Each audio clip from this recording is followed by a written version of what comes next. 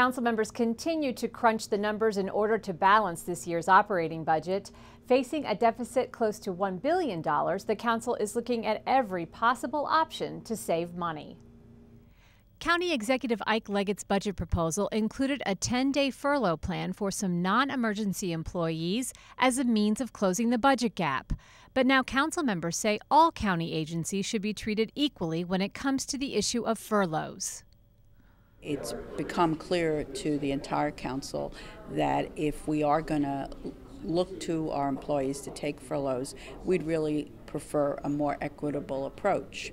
And clearly staff developed some ideas, recommendations in that regard. The committee recommendation last week was to embrace the principle of an equitable approach. Included in the furloughs would be school employees. Technically, the council has no legal authority to impose furloughs on school employees. However, Council President Nancy Florien says reducing the school's budget by $30 million amounts to a 5-day furlough, a proposal council members are taking very seriously. We've asked the board to suggest an alternative plan. Is there a better way to do this? Other school systems have handled this in different ways across the region and the country, and they're certainly true. This is not our choice, but really, given the kinds of fiscal challenges we're looking at, we really need everyone to help, and that's the request we've made. This is not a time of confrontation. This is a time, needs to be a time of partnership. Because I chair the County Council's Education Committee, I know that the Council cannot make a recommendation to the school system for a furlough, but what we can do is recommend a certain amount of cut to their budget. And so the Education Committee has not even met yet. We had to wait until today's action of the full council was made, which it just was, and the full council unanimously recommended to adopt all the provisions that the MFP committee recommended, including the principle of 5-day furlough across the board. In other news, the council has approved plans for a new life sciences center in Gaithersburg. The Great Seneca Science Corridor Master Plan will not only make Montgomery a big leader in biotech research, but it also is expected to bring thousands of jobs to Montgomery County. We are committed to really creating a vision that everyone can support.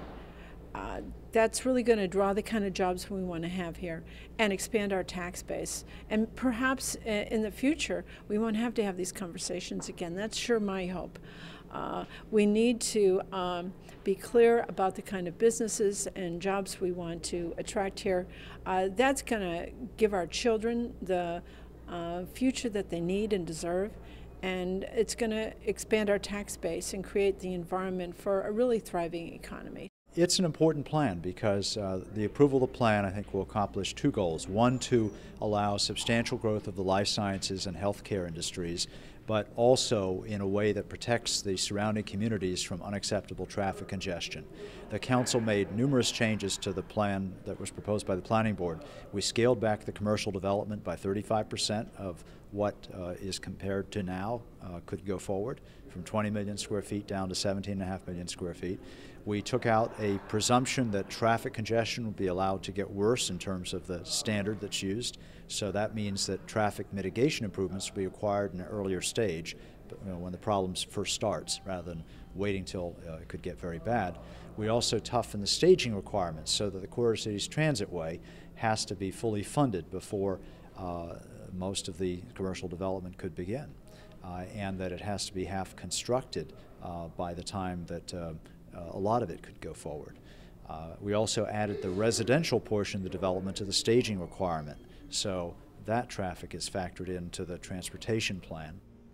Well, that does it for this edition of the Council in Brief. For more information on the Council's work on this year's operating budget, visit our website, montgomerycountymd.gov/council. For County Cable Montgomery, I'm Susan Kennedy. Thanks for joining us.